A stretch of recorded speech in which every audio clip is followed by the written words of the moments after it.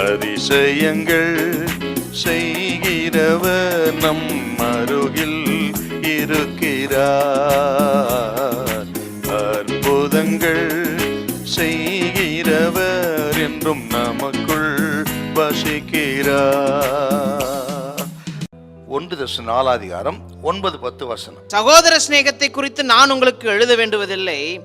நீங்கள் ஒருவரில் ஒருவர் அன்பாய் இருக்கும்படிக்கு தேவனால் போதிக்கப்பட்டவர்களாய் இருக்கிறீர்களே, அந்தபடி நீங்கள் மக்கதேனியா நாடெங்குமுள்ள சகோதரர் எல்லாருக்குள்ளும் செய்து வருகிறீர்கள். சகோதரரே, அன்பிலே நீங்கள் இன்னும் அதிகமாய் பெருகவும். அன்பிலே அதிகமாய் தேர வேண்டும், பெருக வேண்டும். இந்த தெசலோனிக்கே சபையார் இவர்கள் சகோதர சிநேகத்திலே ஏற்கனவே அவர்கள் நல்ல சாட்சி உள்ளவங்க தான். அவர்களுக்குள்ள இருந்த சகோதர சகோதரிகள் அவ்வளோ அன்பா இருந்தாங்க. நீங்க அன்பு கூறுறீங்க, ரொம்ப சந்தோஷம், அது எனக்கு தெரிகிறது. மற்ற சபைகளுக்கும் சாட்சியா இருக்குது. நான் சொல்ல, இன்னும் கூட உங்களுக்கு அன்பு தேவை, இன்னும் கூட உங்க சிநேகம் அன்பு பெருகணும், அதிகமா அன்பிலே தேருங்கள். இதுல அன்புன்ற வார்த்தை வருது பாத்தீங்களா? அன்பிலே நீங்கள் இன்னும் அதிகமான அன்புன்ற வார்த்தை. இந்த அன்புங்கிற வார்த்தைக்கு கிரேக்கத்துல என்னன்னா பிலதெல்பியா அப்படின்னு வருதுங்க. பிலதெல்பியா என்று சொன்னால் சகோதர சிநேகம் அப்படின்னு அர்த்தங்க. பிலதெல்பியா என்று சொன்னா சகோதர சிநேகத்திலே நீங்கள் அதிகமாய் சேர வேண்டும், பெருக வேண்டும். இப்படி அர்த்தம் என்னங்க? அது ஏதோ வார்த்தையினால் அல்ல, கிரியைகளினால் உங்கள் அன்பு செலுத்தணும்.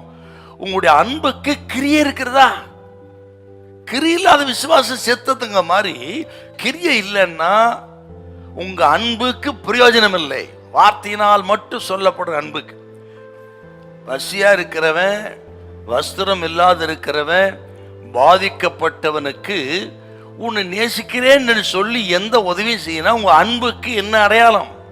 அதாவது பலகீனமானவர்களுக்கு, பாதிக்கப்பட்டவர்களுக்கு, வியாதிப்பட்டவர்களுக்கு, கடன்பட்டவர்களுக்கு, உதவியற்றவர்களுக்கு அந்த சமயத்திலே நீங்கள் உதவி செய்து உங்கள் அன்பை கிரியினால் காட்டுங்க. ஆகவே இதை நம்ம மனசுல வைக்கணுங்க.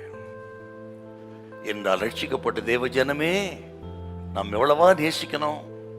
யாரை நேசிக்கணும்? நமது அயலகத்தார்.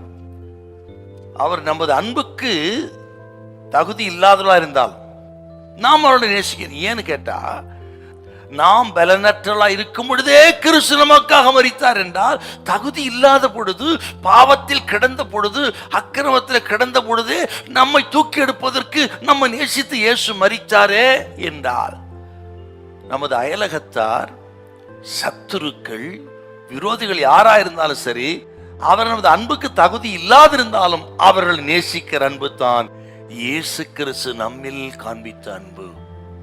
இதுதாங்க கிறிஸ்துவின் அன்பு, சகோதர சிநேகம். இதில் நாளுக்கு நாள் பெருகுங்கள். ஹல்லேலூயா, ஹல்லேலூயா.